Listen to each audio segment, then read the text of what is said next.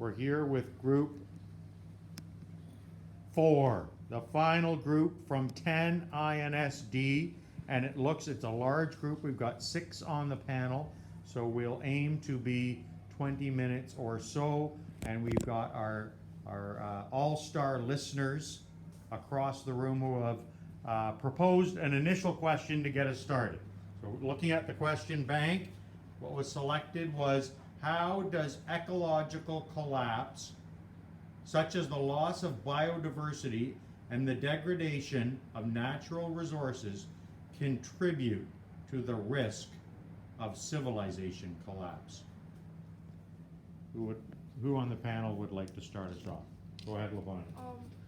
I would like to say that ecological collapse is one of the most dire situations in our world today that I think could lead to a doomsday sort of scenario. Already, ever since the Industrial Revolution, the global temperature has increased by 1.1 degrees, which is a really large amount. And looking at past civilizations, for example, the Mayan, they were a booming civilization similar to us with lots of systems in place, like social and economic ones. But eventually, what led to their collapse was the degradation of natural resources. There was a big drought in the Mayan civilization that was somewhat, the Mayans could be held culpable to this because of the deforestation and the soil erosion that they did to have more resources and like further their growth, but really they were leading to their own downfall. And I feel like this could be applied to our own society today because we are exploiting a lot of resources. So if we keep on continuing this way, I feel like it could be a really bad consequence for us. And this is already seen with climate change. It has many impacts like changing weather patterns, rising sea level, and more. So yeah. So Other ideas? Referring to her saying of temperature rise, we could use deforestation as an example. So with lesser trees and just lesser greenery in general, we get more CO2 gas emissions, which adds on to the climate change situation we are in now, which is already irreversible. So that's just gonna lead us up to civilization collapse. We're getting closer to it every day. Like I agree with those two says, I'm agree, but I have another point that is like for our knowledge society is overpopulation and the increase rate is between the 0.9%. So with the increasing population and the amount that we are using of the natural resource also increasing, and such as the oil or like the trees is not like the unreusable like the resource.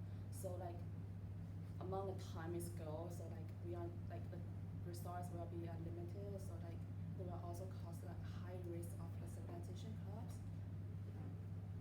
Related to what they are saying, as they say, and like because of the climate change, the temperature have increased 1.1 degrees. So this gives a good condition for the virus to spread. So recently, for recent years, pandemic is becoming more and more constantly because temperature a is a good condition for the virus to spread, and also people are traveling more and more on flight for the recent years, and this gives the virus like they can increase the speed of spreading. And then also the urbanization, more people are living in overcrowded and unsanitary conditions. So that's the reason of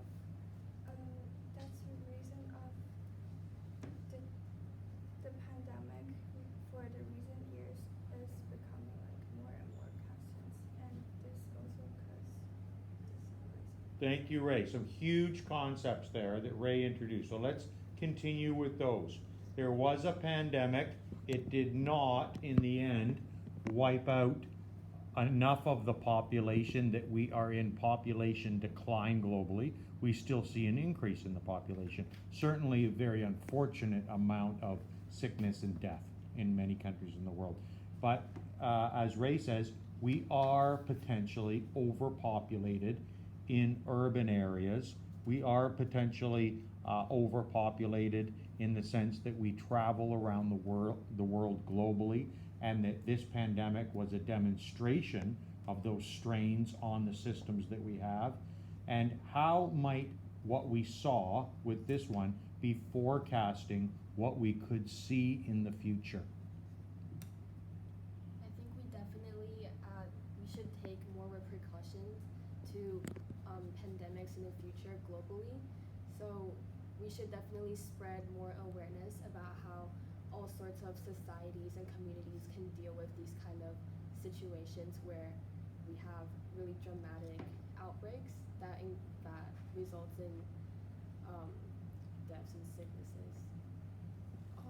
Adding on to Emma, I feel like we should have been more prepared for this one, seeing as there has been a trend of a pandemic every 100 years or so. So we should have been more prepared for this one, but also now that we've experienced like a modern day pandemic, we've developed more technology. So by the time the next one comes around, we'll be more prepared, and with like developing technology, we'll have more resources to deal with it efficiently than maybe we did this time or the times before.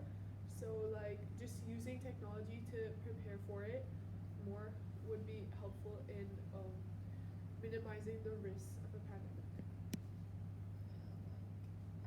As they say, like through the travel from each area and the pandemic or like the crisis we're going to like everywhere, and I have like some ways to just to limit the risk and to just to decrease the rate that it will happen is that strengthen public health system, and which including building infrastructure and training health workers, and let them to have more ability to build some vaccines and or training health and ensuring adequate access to medicine and vaccines. I think like the pandemic could increase the risk of future pandemics by disrupting ecosystem and biodiversity that provide nature barriers against zoonotic disease. Like the pandemic could also accelerate climate change by reducing air quality and carbon sequestration. And also the pandemic could worsen environmental degradation that injustice by diverting resources and attention away from conservation and restoration efforts. So I think pandemic has like great cause that can lead to like collapse of like society, because if like pandemic happens, like the society like and like economics in the world like kind of like stops, and then like we may have like this access to like foods and like the stuff we need like in like everyday life. So I think we need to like have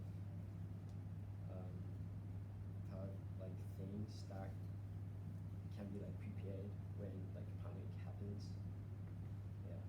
Okay, so one of the challenges that we're seeing now is enough nurses, enough caregivers for the elderly, enough facilities that we've been discussing, that you folks have introduced, for vulnerable populations of people in large urban centers.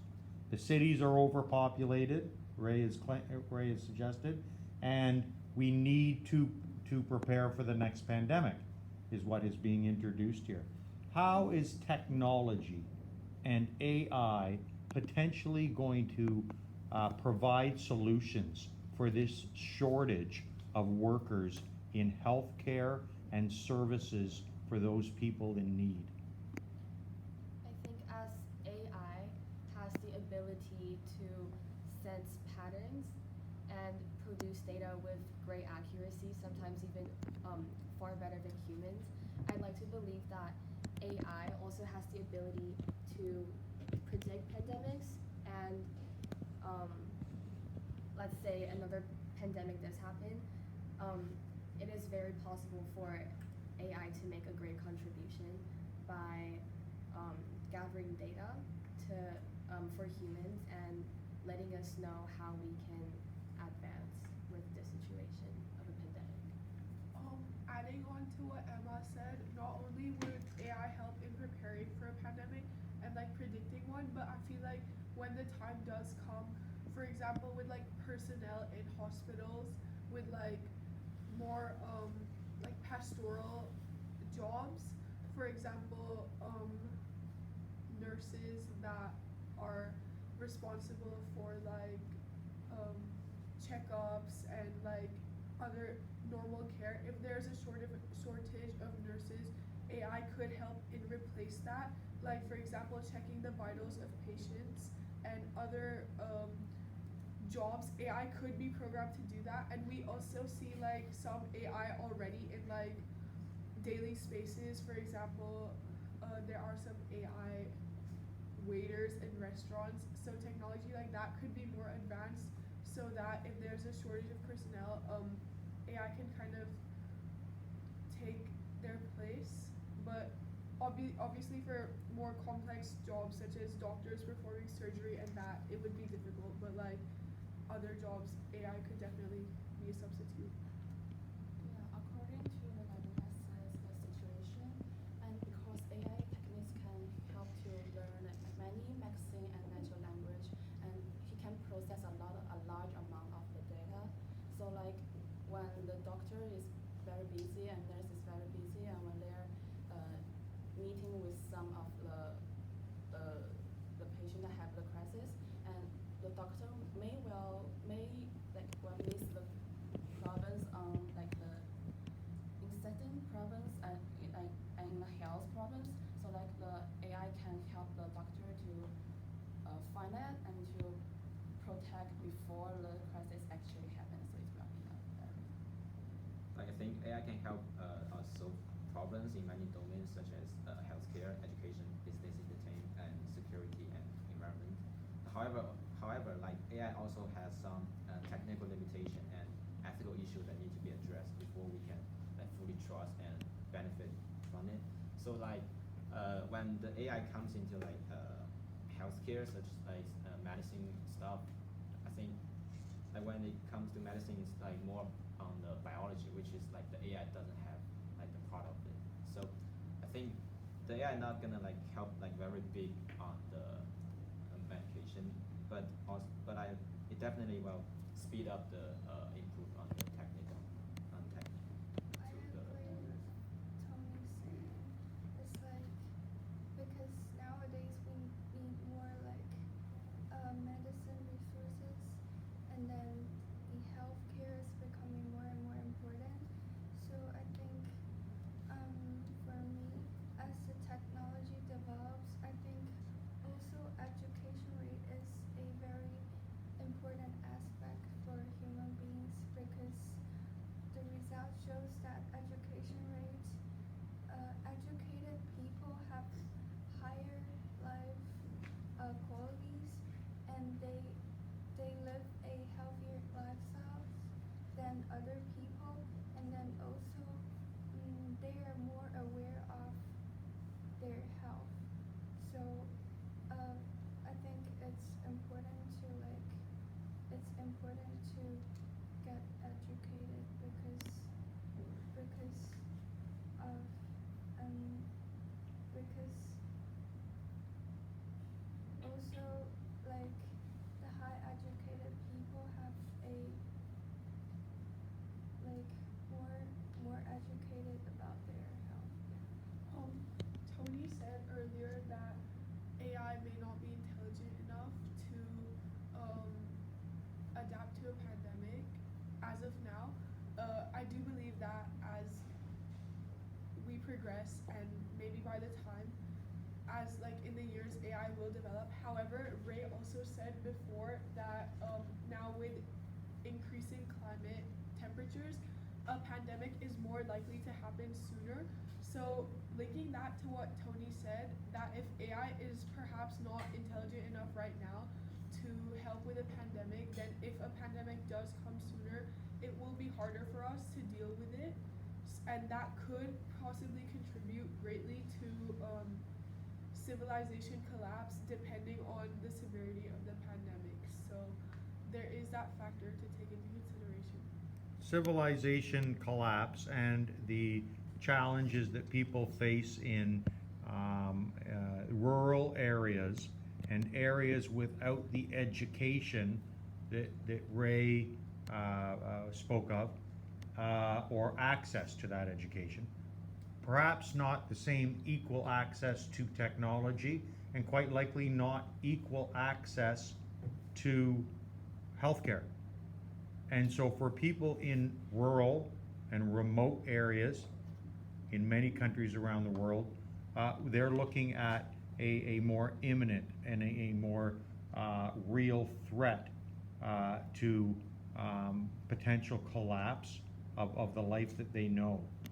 To what degree is it our obligation, if we are from wealthier countries, or if we are in privileged positions of having received the education and we feel secure in the way that we can access healthcare, what are our moral imperatives and obligations toward those people that are either poor or living in areas where there isn't healthcare, education, and access to technology?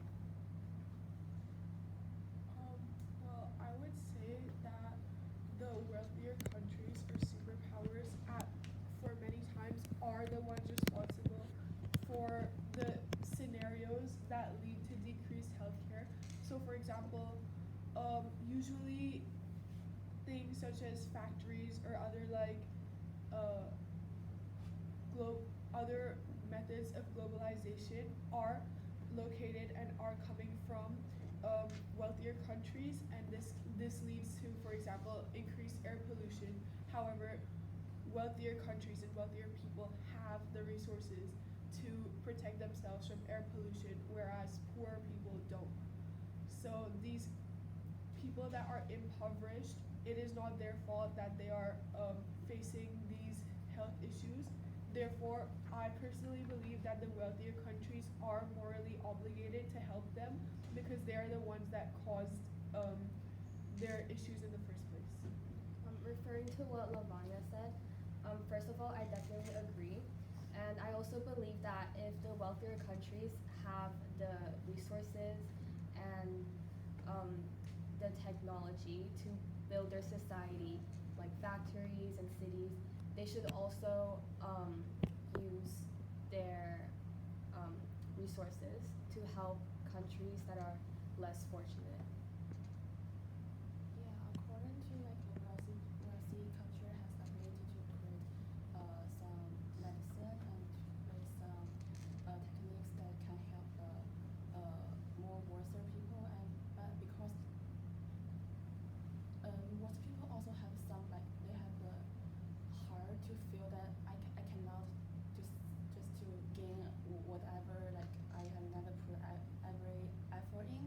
So I think the wealthy country can give some workspace to that those of people, and they can to learn from it, and to some of the time they will just to rebuild or recreate for themselves, and they can just to create another more wealthier like a country.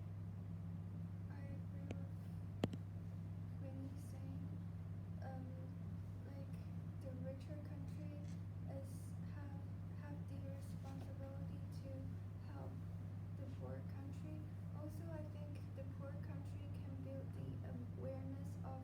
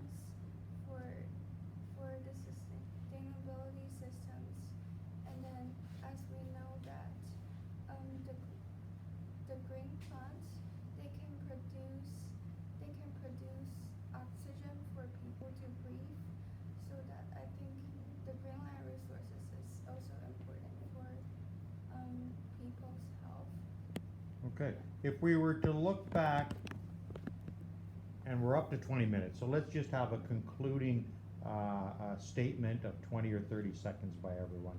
But here's what the statement will be. If we were to look back 100 years from now, and things have been highly successful between now and then, what's the one thing that you personally believe has to happen to create that success?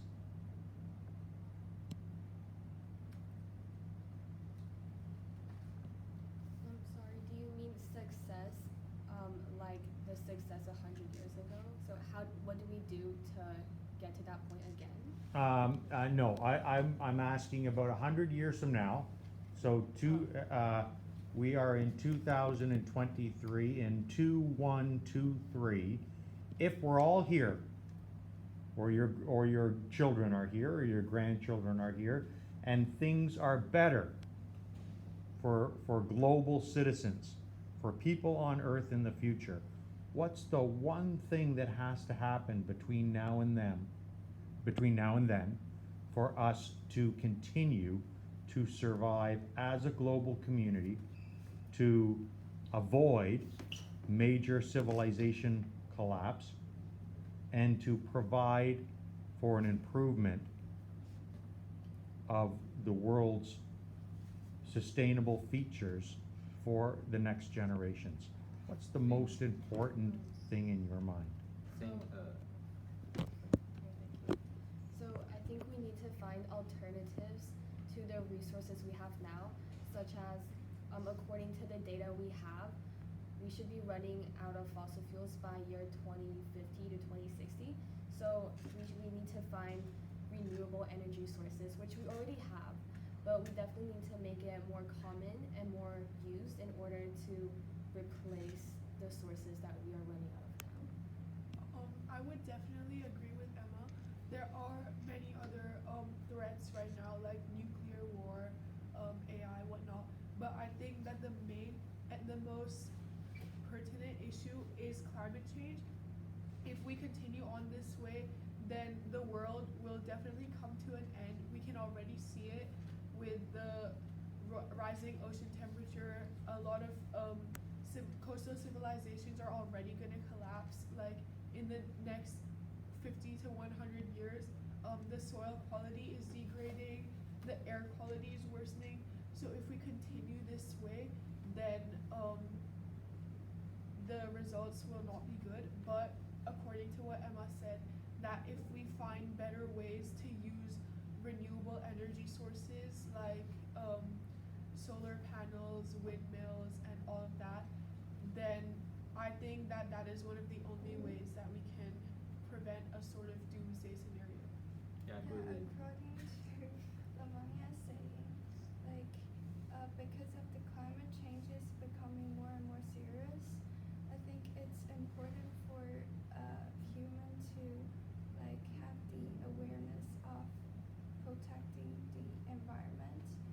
They should have the awareness of like protecting the Greenland resources and then focus on what resources we have right now, and then also like they need to like build the awareness of protecting the Greenland resources, and also like take some efforts like building the plants and some. Tony, you've been very patient. Go ahead. So I agree with Lavanya that like climate change is inevitable to some extent because it is partly driven by natural factors such as solar activities, artificial variation, volcano eruption, and ocean currents. So according to the recent report by the Intergovernmental Panel on Climate Change, some of the change caused by human-induced climate change are now irreversible and unprecedented, such as sea level rise, ice sheets melting, and ocean acidification. These changes will like have long-term impacts on the ecosystem, human health, economic, and security. And also like there's some of actions that human can take to avoid or reduce ecological issue. So like using renewable energy source such as solar, wind, and hydropower, and also reducing greenhouse gas emission by using public transport, cycling, walking, or carpooling, and also recycling and reusing materials such as paper, glass, or plastic, and avoiding single-use items, and also planting trees and creating green space to enhance carbon sink and biodiversity. So as they said, I think it is important that people needs to be more aware of like the resources they are using, because like we use like a lot of like resources from like nature, and like we kill animals to like survive. So I think those like elements like contribute to like destruction of like environment too, and like maybe we can like maybe we can like have more like less access to like cars, and like providing like greenhouse gases like that is like harmful for like us and like environment, and also like that we discussed about like disparities between like poor country and like wealthier country.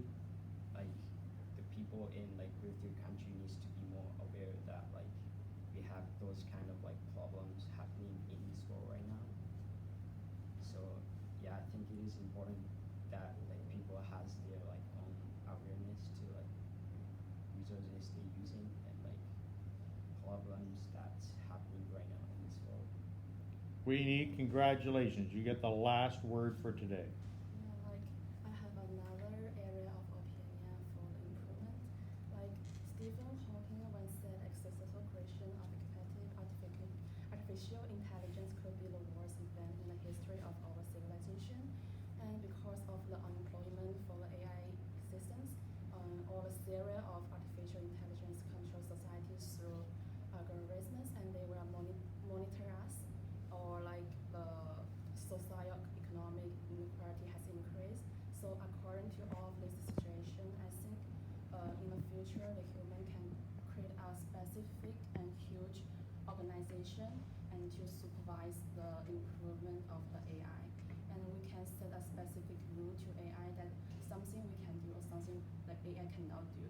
And we have a public institution, and if we give a public institution to supervision to AI, then maybe in the future like AI process will be more suitable for us to use, and it also provide the safe to us. Excellent. Very well said, Weenie.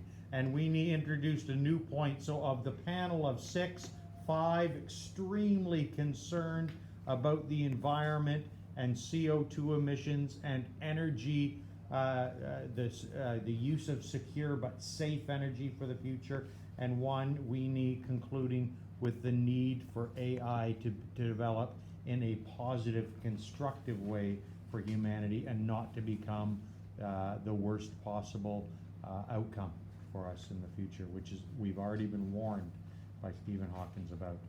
Ladies and gentlemen, very, very nice, very enjoyable. Thank you very much to both sides of the panel today. We've done a great job listening and a great job discussing, and we've got lots to think about in terms of the end of the world and potentially how we could avoid it. Thank you.